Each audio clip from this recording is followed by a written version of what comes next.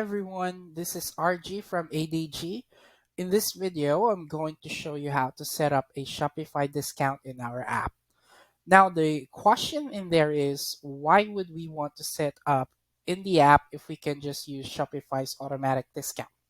Well, there are a lot of reasons, but it all boils down to requirements and triggers. You may click the link at the top left of your screen to learn more about it. All right, let's get started. The first thing you have to do is to create a discount that you would like to have in Shopify discounts. That's the one right here. We already have one in our store, which is 20 dash off, and we will use that as our example today.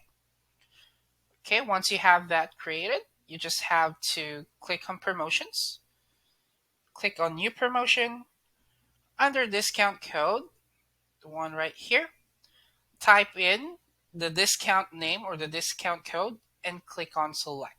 In this case, we have 20 dash off in our store, and I'll click on select. Once it's selected, you may now set up the triggers and the requirements.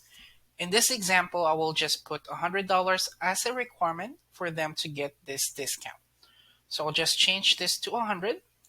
Once you set up the triggers or the requirements, all you have to do is scroll down and you have the option to put it on test mode or active. So I'll put it on active so that we can test it out for you. And then I'll click on save. And then there we have it. That's the one right there. So let's go ahead and go to the store and click. Let's select this one. And I'll order two because I have to buy at least $100 for me to get that discount. I'll click add to cart.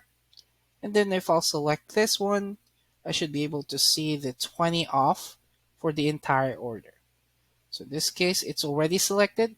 If it's not, all they have to do is click on select. Okay, and there you have it. So if you'll go to checkout, I should have that 20 off discount.